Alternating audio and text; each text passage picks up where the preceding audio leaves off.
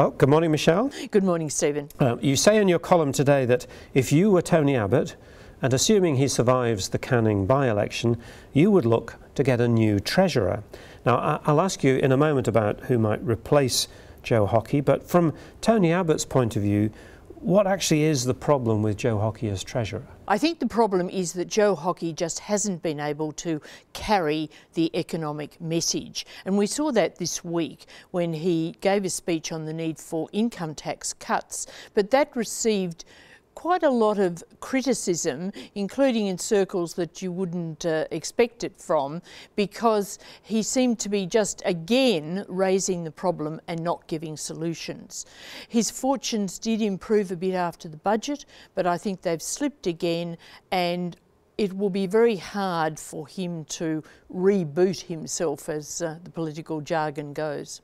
And I guess we're in the realm of an ideal world from Tony Abbott's point of view, but who would you replace Joe Hockey with? I think a better bet would be Scott Morrison. He has shown that now he's in a domestic portfolio.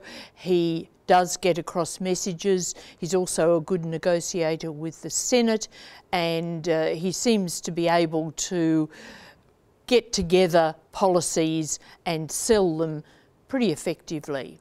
But I would stress that what I was saying today was very much an ideal world, because it was a bit of a political fantasy. I was saying, why don't you send Joe Hockey to Washington as the ambassador? Because that would mean you'd have a clean situation. You wouldn't have a disgruntled former treasurer sitting in another portfolio, even on the back bench. So I'm not saying this is going to happen, and I think that without being able to do something like that, that really put Joe Hockey outside the parliament, it would be very difficult for Abbott to move him. Oh well, we can all dream, Michelle. Can I take you to the Dyson Heydon matter and a twist apparently this week? As I understood it, initially Dyson Heydon was implying that he withdrew from speaking at the Liberal lawyers event unprompted when he realised that it was connected with the New South Wales Liberal Party.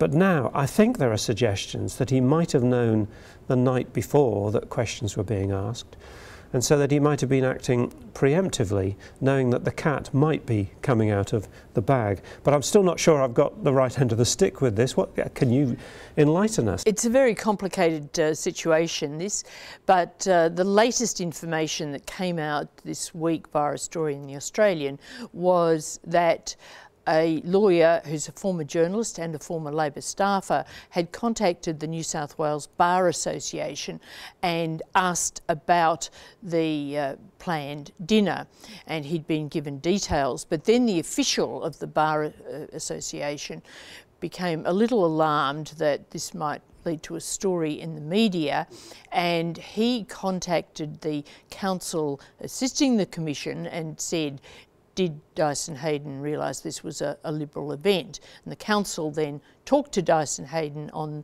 the morning when later in the day Dyson Heydon pulled out of that event. So the ACTU is saying, was this a tip-off?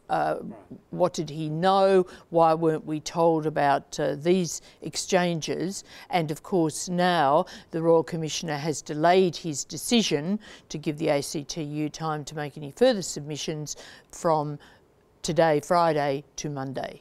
And I guess whatever Dyson Heydon's decision, this new twist further blunts the impact of the Royal Commission. If he stays on, I think it makes it more difficult for him. I do get the impression that the government is certainly starting to think and plan for the possibility that he doesn't stay on, that he stands aside. There have been reports that they're looking for some replacement if it comes to that. They're still supporting him, but the emphasis is much less on the support and more on the Royal Commission must continue, as Tony Abbott says, and obviously a bit of work's going on behind the scenes. But it's a bad look because there have been now a number of delays, and we were expecting this decision possibly a week ago, and now it's again put off. Well, it'd be an interesting choice if one was approached to replace Dyson Heydon. What would go through your mind before accepting it? Well, that's right. I think there'd be a few downsides to evaluate as well as the upside. Well, turning to the future, I know that national security issues are back on the agenda again. There's an issue about joining in bombing over Syria, but presumably as we enter an election year next year, the electorate's focus is going to come back to the economy, to the imminent budget. So I think my question is, how long can national security come perhaps to Tony Abbott's rescue when he's so behind in the polls and there are so many economic issues? He'll certainly use it as an attempt to get some plus, and of course to some extent it does work for him, especially the domestic measures, and the citizenship legislation will soon be a matter of debate. But I think that people generally, unless there was some dramatic event on the security front, people generally are focused more on things that affect their day-to-day life in terms of standard of living and economic matters and tax, and of course there's the reform debate, which is again wound up this week, which is a negative as well as potentially a positive for a government, but certainly has problems. So my feeling is national security is useful to the coalition, and of course it tries all the time to wedge Labor on this, but so far not successfully.